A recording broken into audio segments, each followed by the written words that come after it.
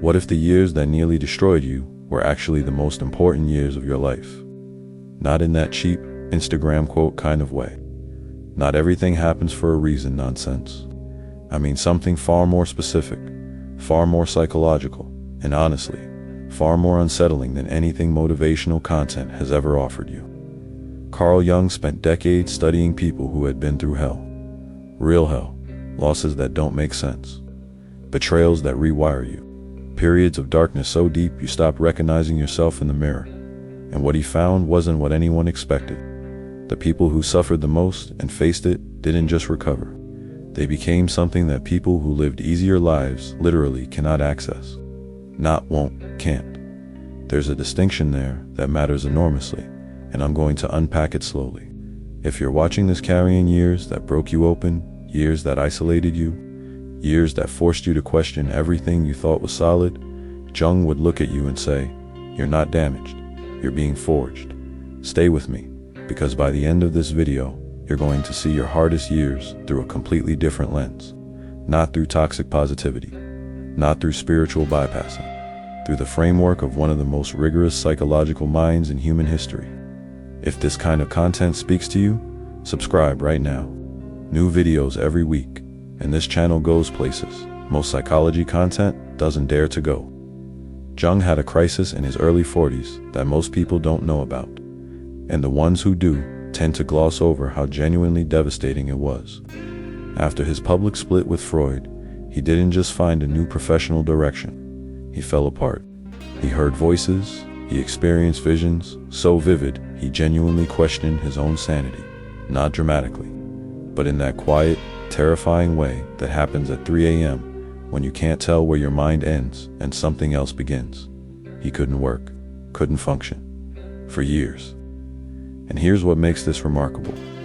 Jung was not a young man having his first breakdown. He was an established, respected psychiatrist with a family and a reputation.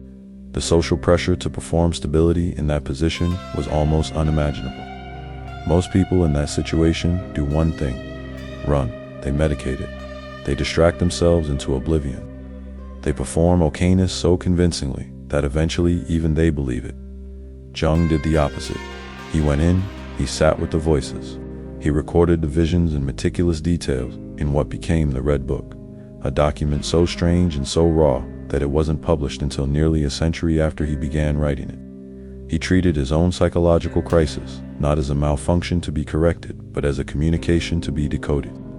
He let himself be completely undone, not because he was masochistic, but because some part of him understood that the breakdown wasn't breaking him. It was breaking him open. The person he had been before, the respected psychiatrist, the intellectual heir to Freud, wasn't a big enough container for what he was becoming. The old identity had to crack, had to dissolve, because something more real was trying to come through, and it had no room inside the structure he had built. And what emerged on the other side of that years-long descent, the psychological framework that changed how we understand the human mind, the collective unconscious, archetypes, the shadow, individuation, everything Jungian psychology is built on, was born not in a comfortable office. It was born in the darkness of his own unraveling. This is not an accident. When Jung turned to his patients, the ones who came with devastating losses, catastrophic betrayals, complete psychological collapses, he found the same pattern confirmed across hundreds of cases. The people who had suffered the most were, if they did the work, capable of the most remarkable transformations, not despite the suffering, because of it, and the reason is almost brutally logical once you see it. When life is manageable, you can maintain your illusions effortlessly. You can carry wounds that never fully surface because they never get triggered badly enough to demand attention. You can have a shadow, and everyone has one, that stays comfortable in the dark because you've arranged your life carefully enough that it never gets exposed. You can stay asleep because being asleep doesn't cost you anything. Not yet. But when real suffering hits, bone deep, inescapable, the kind that doesn't respond to your usual coping mechanisms, all of that collapses. The comfortable story shatters. The illusion burns. The beliefs you thought were foundations reveal themselves as assumptions. And you're forced, not invited, forced into a kind of consciousness you would have never voluntarily chosen.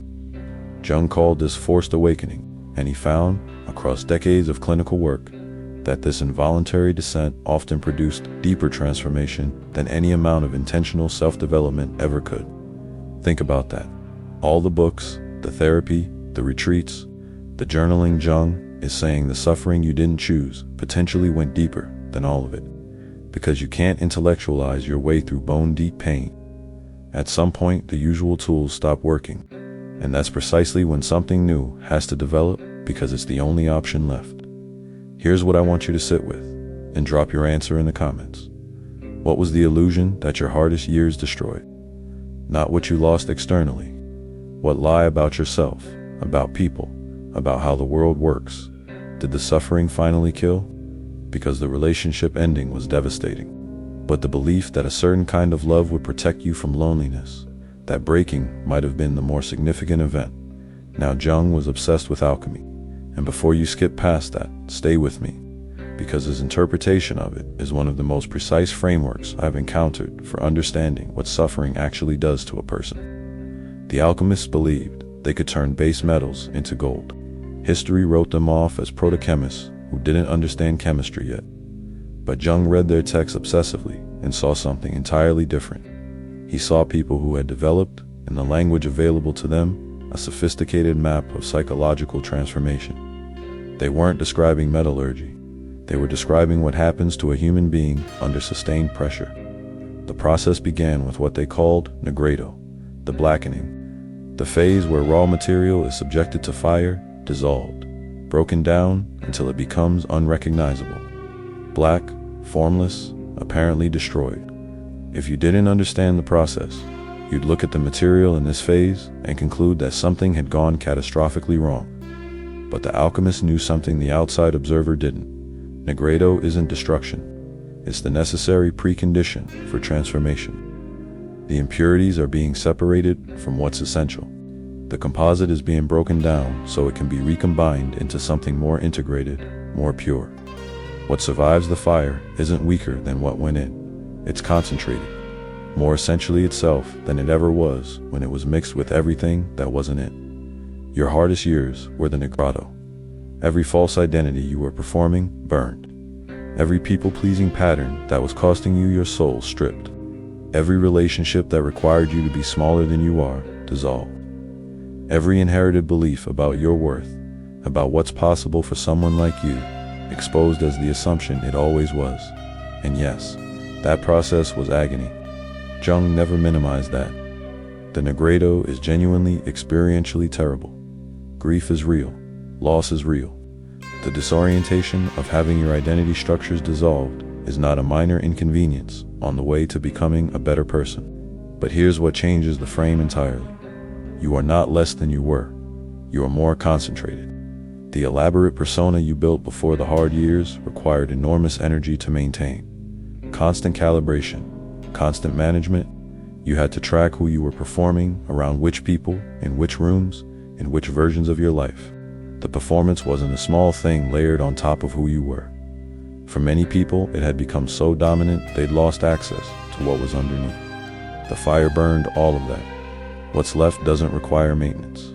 What's left is just you. Unpolished in some ways, rougher than the persona was, but real in a way that nothing constructed can ever be. And that realness carries a psychological weight that most people spend their entire lives never developing, because most people never get pushed far enough to find out what's underneath everything they've built on top of themselves.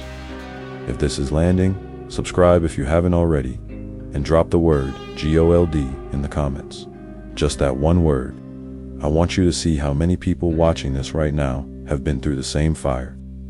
You are not as alone in this as the hard years made you feel. Now here's where Jung's observations get almost uncomfortably specific.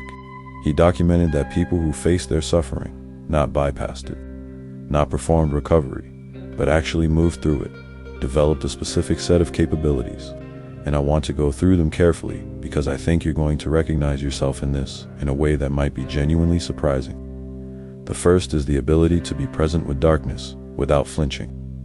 Most people, when someone they care about is in real pain, feel an almost unbearable pressure to make it stop, to offer solutions, to reframe it positively.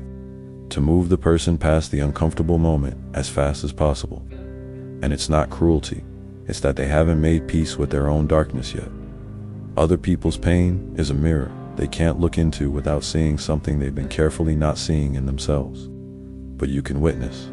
You've sat in your own darkness long enough, without rescue, without resolution, without knowing if it would ever end, that you're no longer afraid of it. And that means when someone else is standing in that place, your presence itself becomes something extraordinary. You don't need them to be okay for your own comfort. You can just be there, in the dark, without flinching, without rushing.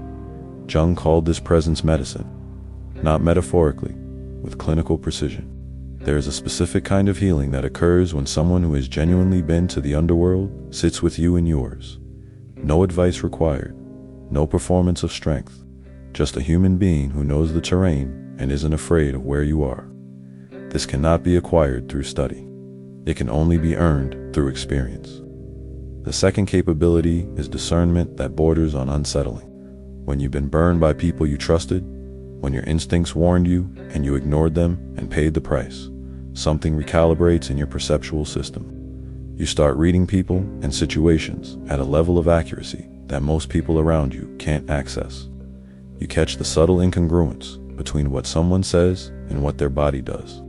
You feel dysfunction in a room before anyone articulates it. You track patterns across time that most people dismiss as coincidences until they compound into the crisis everyone else claims they didn't see coming. This is not paranoia. Paranoia is fear-based, untethered from evidence. What you've developed is earned perception, anchored in pattern recognition, forged through real experience. You've lived the consequences of ignoring your gut. Those lessons are now operational, not theoretical. The third is subtler, but possibly the most profound: the capacity to hold paradox. Most people need their understanding of the world to be internally consistent. They need people to be either good or bad. Their past to be either something to be proud of or something to be ashamed of. The discomfort of holding two contradictory truths simultaneously is, for most people, intolerable. So they collapse one to preserve the other, and in doing so, they lose access to the full complexity of reality. But you've been forced into paradox. You've had to hold the simultaneous truth that someone you loved deeply also hurt you profoundly, that an experience that nearly destroyed you also made you, that you can be both grateful for who you've become and furious about what it costs. Most people spend enormous energy trying to resolve these contradictions into something tidier. You've learned to live inside them, and that capacity to hold the full, unresolved, contradictory truth of a situation is one of the rarest capabilities a human being can develop. Here's the uncomfortable question, and I want real answers in the comments. Most people who suffer become bitter, closed. They build an identity around the wound, not consciously, not maliciously, but gradually. The story of what happened becomes the organizing narrative of who they are. And over time, that narrative stops being a description of the past and starts being a prescription for the future. Jung saw this constantly. Suffering does not automatically forge, it can equally calcify. It can harden you into a smaller, more defended version of yourself. So honestly, are you integrating your suffering, or are you building a permanent residence inside it? There's a version where the hard years become the foundation for something unprecedented, and a version where they become the story you tell to explain why nothing can ever really work.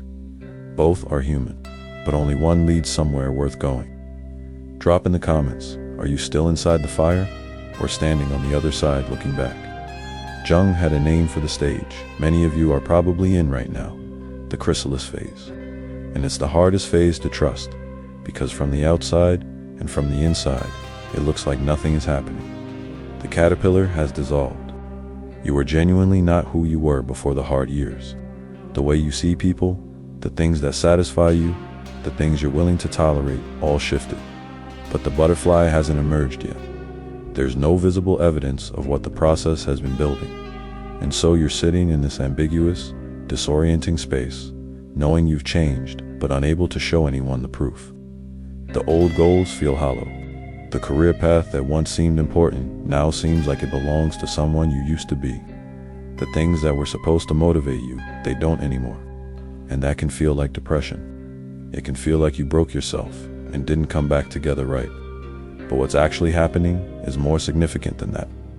You've outgrown the goals that were calibrated to who you were before. The motivation is gone not because you're broken, but because those targets were designed for a version of you that no longer exists. You're not less ambitious. You're just no longer willing to spend your energy on things that don't match the depth you've developed. And the new targets calibrated to who you actually are now haven't fully come into focus yet, because that clarity requires the integration to complete first. Jung would tell you to resist the urge to force this phase, to jump prematurely into a new identity, a new direction, just to escape the discomfort of not knowing. The chrysalis looks like stasis from the outside, but inside, the most critical restructuring of the entire process is occurring. Interrupt it too early, and you don't get a butterfly. What's actually happening during this period, invisibly, is that the people who need what you've become are finding their way toward you. The opportunities that match who you've actually become are taking shape. The work that only you can do, with the consciousness that costs you what it costs, it's waiting for you to be ready, and you are closer to ready than you know. The payoff, let me be precise about what it actually looks like, because I think popular psychology does real damage here by oversimplifying it. It is not a single dramatic moment of vindication. It's not one day when everything makes sense and the painful years are retroactively justified by some obvious external success. What Jung found in people who had genuinely come out the other side was what he called a cascade, a series of shifts that occur as integration completes and the new self begins to function in the world. Relationships shift first, not through confrontation, though sometimes that happens, through a quiet, almost involuntary incompatibility, becoming undeniable. Relationships that required you to be smaller, less honest, less yourself, they stop working. And the relationships that align with who you actually are deepen at a pace that surprises you, because you're finally showing up as someone real. Then your relationship to opportunity shifts. Before integration, most of us pursue what we think we should want, what looks impressive, what fills a particular void, what our wound tells us will finally make us feel okay. After integration, that mechanism changes. You start recognizing aligned opportunities through resonance rather than anxiety, through a sense of fit that doesn't need external validation because you finally have a sufficiently developed internal reference point. And then there's what happens to your presence, and this one Jung found the most remarkable. Not your personality, not your communication style, the way people experience being around you without being able to articulate why. Authenticity at the level you've earned has a quality that's immediately perceptible but almost impossible to describe. People trust you before they know why. People open up faster than they meant to. People who are navigating their own darkness are drawn to you because they can sense, without being told, that you've been there and that you're not afraid of theirs. Jung found that people who reached this stage were often drawn toward what he called vocations of depth. And I want to be clear that this phrase is broader than it sounds. Yes, sometimes it means therapy, teaching, creative work roles that involve witnessing and transforming human experience. But sometimes it means being the only person in your family capable of sitting with a difficult truth instead of performing around it. Breaking a generational pattern so quietly and consistently that the people who benefit may never fully understand what they were spared. Sometimes it's being the friend who answers at 2 a.m., not the one with the best advice, but the one whose presence on the other end of the line is itself stabilizing, because they can feel that you're not afraid of where they are. Sometimes it's creating something, a piece of work, a community, a conversation so rooted in real experience that it reaches people in a way that polished, optimized, performed content never could. The world doesn't always price these capabilities correctly. That's one of the genuine injustices of how value gets measured. But the people who carry them are indispensable in ways that have nothing to do with what the market will pay for them. Near the end of his career, Jung observed something profound about people who had fully integrated their suffering. They arrived somewhere he described with a phrase borrowed from Nietzsche, amor fati, love of fate. Not everything happens for a reason, not the claim that suffering was good or that you should be grateful to the people who hurt you. Something harder and more honest than any of that, it's arriving through long, actual, unglamorous integration, at a place where you can look back at everything, the years you'd give anything to remove, the losses you still grieve, the betrayals you still feel in your body when they surface unexpectedly. Looking back at all of it and recognizing that every piece, including the pieces you hate, made you exactly who you are right now. And who you are right now is someone you would not trade, even knowing the cost. Even if you could go back and make it not happen, you wouldn't. Not because the suffering was good, but because removing it would remove you. The depth, the discernment, the unshakable inner core that knows it can survive what once seemed unsurvivable, that was built there, in the fire, and you can't keep what it built while undoing where it was built. You can hate what you went through and love who you became because of it, both fully, both honestly, at the same time. That's not contradiction, that's integration. If you've been through years that nearly destroyed you, years that took things from you that you're still grieving, that changed you in ways you didn't consent to, that cost more than felt fair, hear this: you are not waiting to heal so you can finally start living. You have been living through the hardest, most demanding, most transformative stretch of your entire existence. The hard years weren't a detour from your path. They were your path, the most significant, most shaping part of it. And the person it's been building, more concentrated, more real, more essentially yourself, is about to find their expression in the world in ways you cannot imagine from where you're standing right now. You've been prepared for something specific. You'll recognize it when it arrives, not because it feels easy, but because it fits, because it requires exactly the capabilities the fire built in you. It will demand the depth you've earned. It will need the consciousness that no shortcut could have produced. The hardest years didn't end your story. They forged the person capable of living the one that matters. If this hits something real, subscribe and share it with someone still inside their hardest years who doesn't yet know what they're being made into. That share might matter more than you realize. And leave a comment below. Specifically, what did you find on the other side of your hardest season that you could not have found any other way? What capability, what clarity, what version of yourself that only exists because of what you went through? I read every single one. And what you write might be the exact thing someone else watching this needed to see today. Welcome to the other side. Everything you went through was preparation, and what's coming is going to prove it.